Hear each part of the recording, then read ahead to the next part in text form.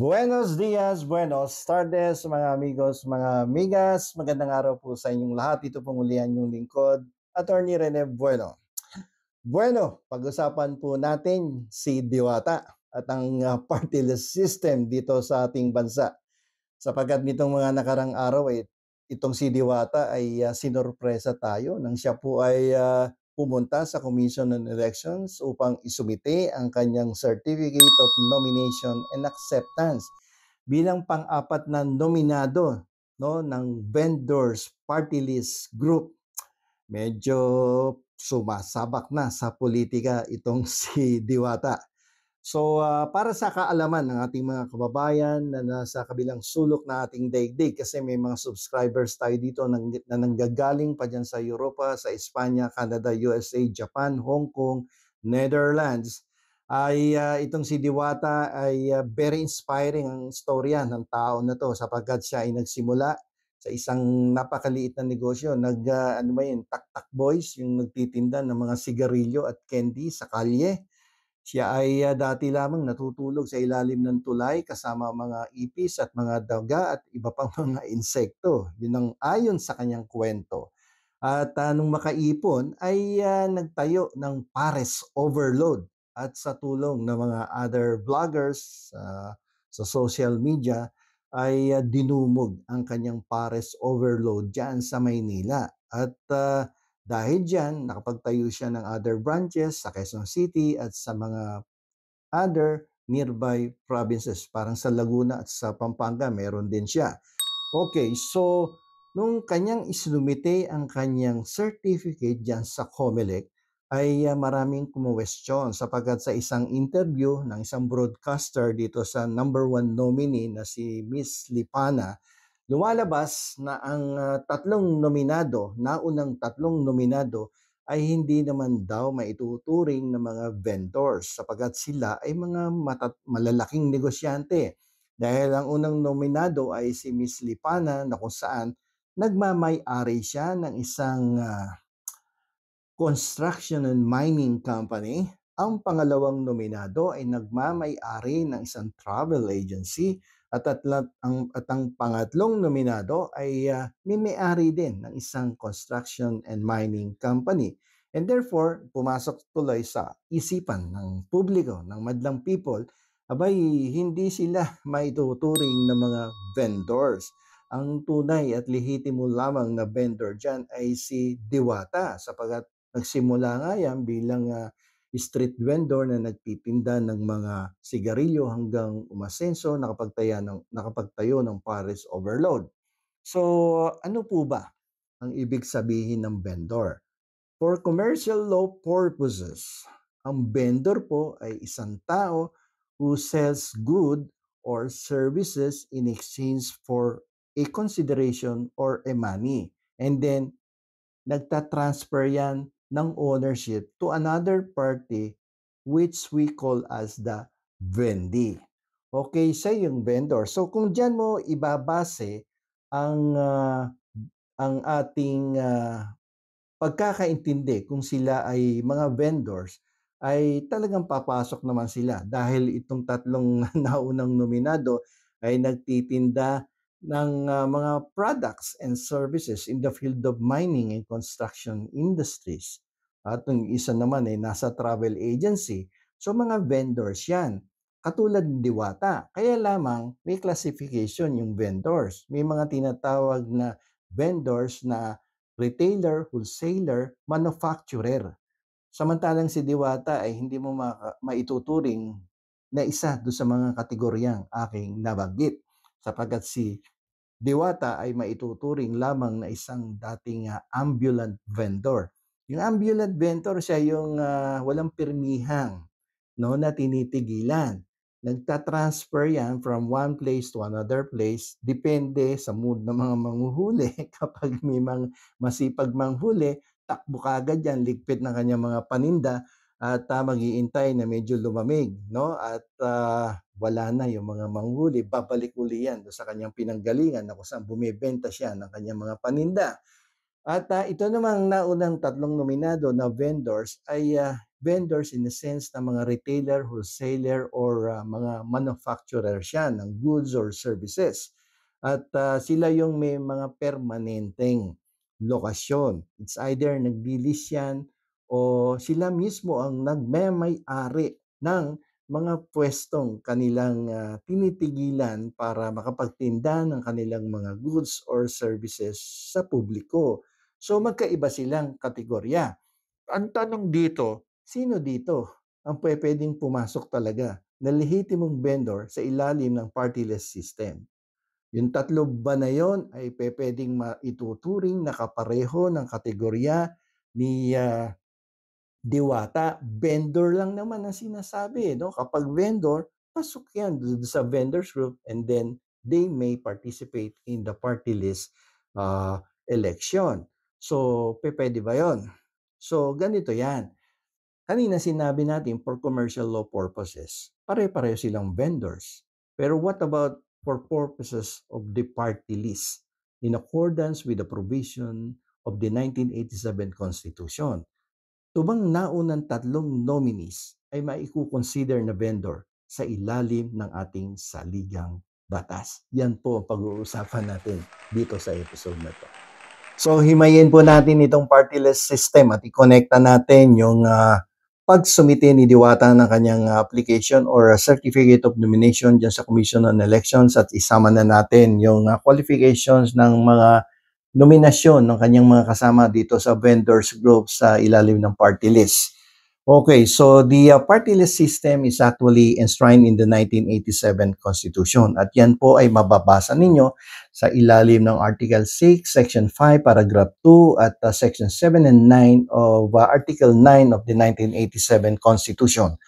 The primary aim of the Constitution is to give these marginalized and the underrepresented sectors the opportunity to participate directly in the electoral process that would enable them to craft their own laws that would directly benefit them. And on the basis of these constitutional provisions, our Congress enacted Republic Act 7491, otherwise known as the Party List System Act. No, sabi ko nga kanina, the primary purpose of which is to give these marginalized and the underrepresented sectors the opportunity to participate in the lawmaking process doon sa ating House of Representatives.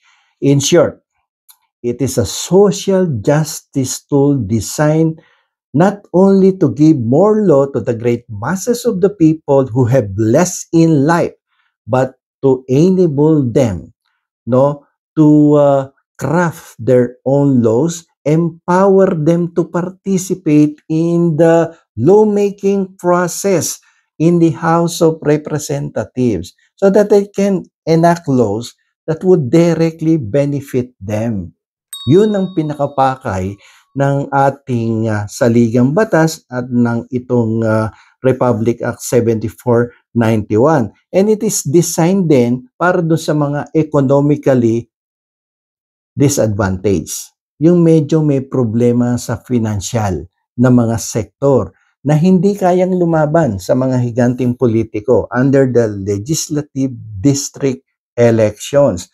Kasi kung babangga sila doon sa mga congressional candidates under the legislative district elections, walang kapana-panalo sapagkat itong mga sektor na to, itong marginalized, itong mga underrepresented sectors na to, ay ito yung mga mangingisda, mga magsasaka, mga OFW, mga senior citizens at mga kabataan na wala namang financially na kapasidad na mag-participate sa isang legislative district election. So, ang ating saligang batas ay gumawa ng provision at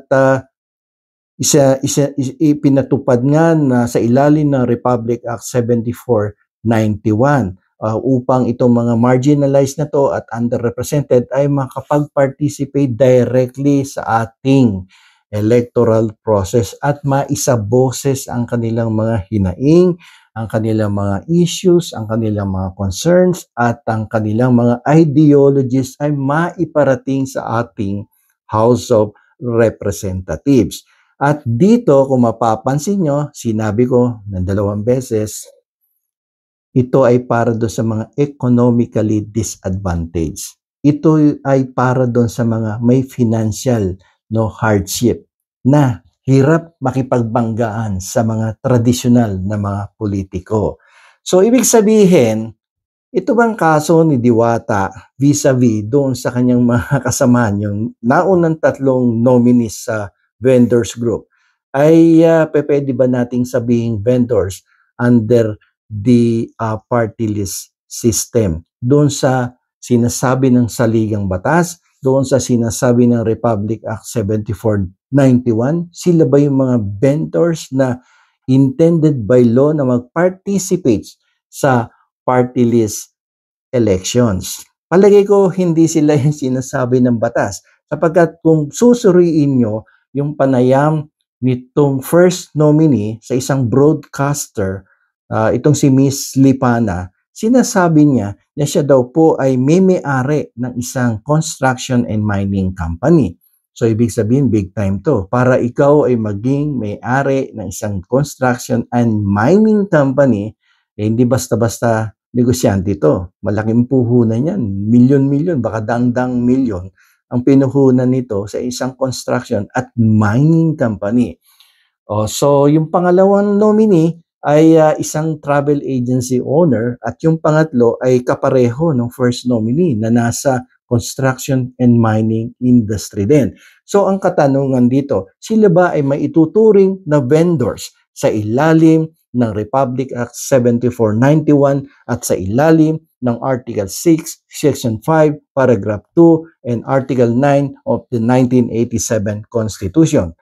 Ang ating pong legal na opinion dito ay hindi po natin sila maituturing na mga vendor sa ilalim ng party list system or the Party List System Act, sapagkat sila naman ay hindi economically disadvantaged.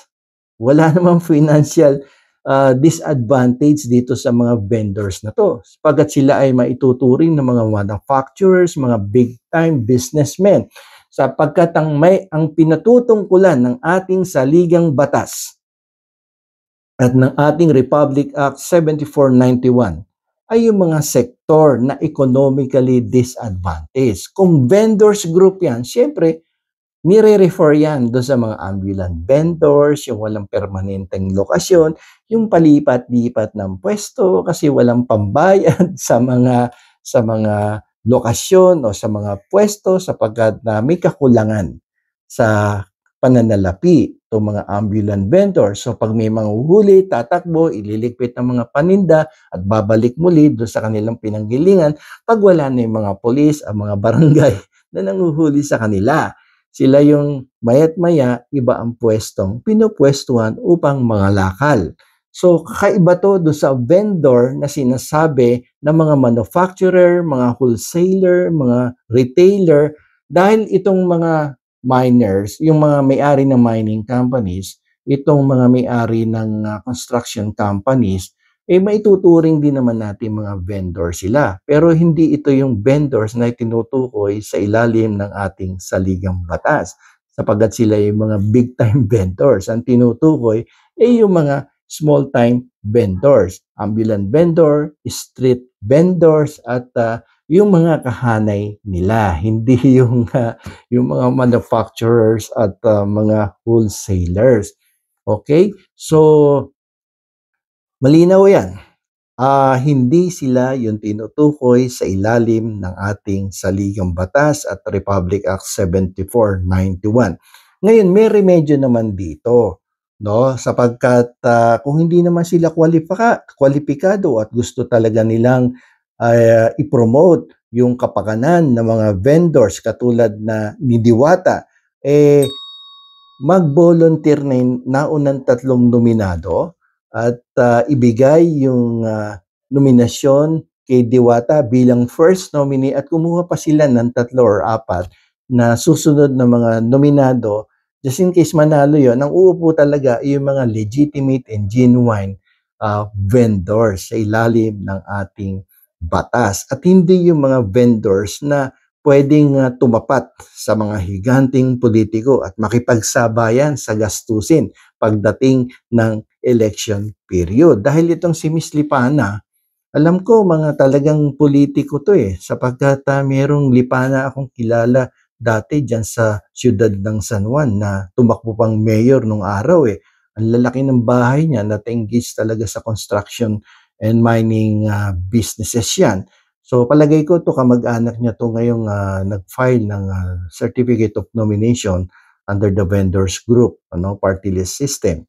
So hindi sila yung tinutukoy ng ating batas. Ang tinutukoy ng batas na vendor ay yung katulad ni Diwata. So Diwata, kung hindi mo makukuha yung unang nominasyon, magtayo ka na lang ng sarili mong vendors group at sigurado ko kung ang mga katulad mo ang magiging nominado sa party list na vendors group ay siguradong makakausad kayo at baka magtagumpay pa kayo sa halalan sapagkat alam nyo napakadami niyang mga street vendors na yan, nakakalat yan sa kalye at kung makukuha nyo ang mga boto niyan ay talaga namang magkakaroon kayo ng tsansa na manalo sa isang halalan.